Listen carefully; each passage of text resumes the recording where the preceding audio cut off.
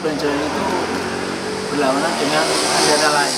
Jadi kalau tidak ada yang memperhatikan atau apa, kemungkinan banyak terjadi kecelakaan. Dengan sukarela itu ya sebenarnya sangat membantu, Mas. Tapi kalau meminta uang dari hasil itu juga mengganggu, Mas. Saya salut dengan bapak ini, sampai anak-anak saya tuh merasa kasihan, kok bapak kok mau bekerja seperti itu.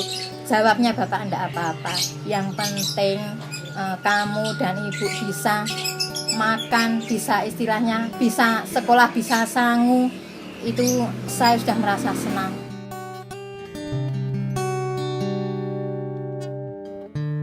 Saya ingin anak saya itu lebih daripada saya.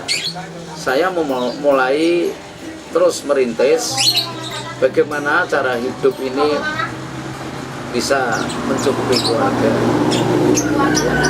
Nah, pada waktu itu saya punya kelebihan, yaitu saya bisa pijat refleksi pada waktu itu. Tapi ternyata tidak mencukupi juga, yang namanya pijat ini kan tidak mesti, ya. Kadang-kadang rame, kadang-kadang sepi.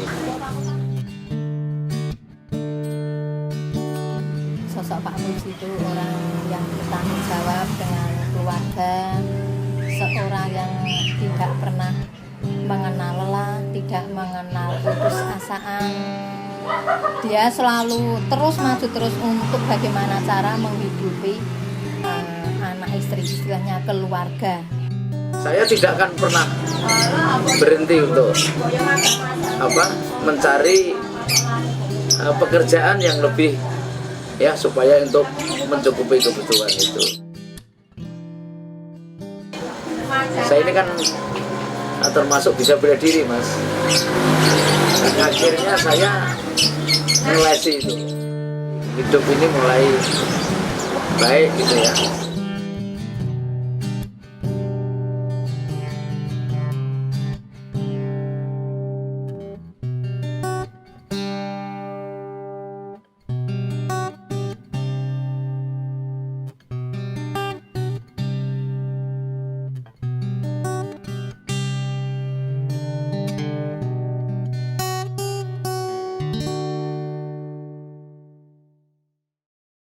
Pak Pujianto kan korban gempa Jogja. Nah, kebetulan kenal keluarga saya, baik sama keluarga saya, akhirnya kita seperti bapak dan anak. Jadi seakan-akan Pak Puji itu ya sudah anak saya. Nah, berjalannya waktu juga kami berkecimpung di kemasyarakatan itu. Baiknya bagaimana itu yang anak-anak Pak Ogah itu. Pak Puji sebagai ketua, sebagai orang lapangan, kita selalu koordinasi bagaimana baiknya. Karena tujuan kita ini melayani gitu loh. 9 Juli kemarin itu dilantik. Nah, di situ pas gelar pasukan, semua elemen di situ, dari kepolisian, dari Bapak Tentara, dari Dishub, dari Linmas, dari instansi yang lain berkumpul semua di situ.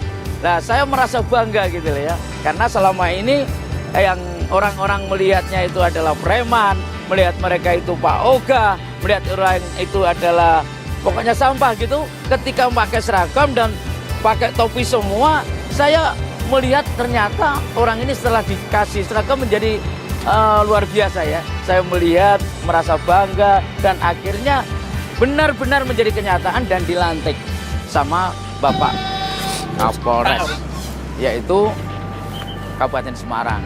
Dan itulah ya sekilas perjuangan dan akhirnya apa mimpi saya menjadi kenyataan. Dan memang benar ya, segala sesuatu kalau ditekuni akhirnya menjadi berkah. Orang banyak, paling tidak sekarang saya punya anak buah 120 orang ya. 120 orang yang dulunya ini dianggap ilegal, sekarang menjadi legal, bahkan mendapatkan kartu anggota.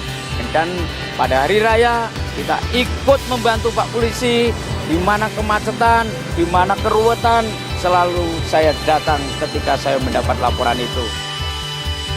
Dan instansi lain termasuk dari Supeltas dan rangka kesiapan pengamanan Lebaran. Merdeka! Hidup Supeltas! Supeltas tetap jaya, jaya dan jaya. Amin.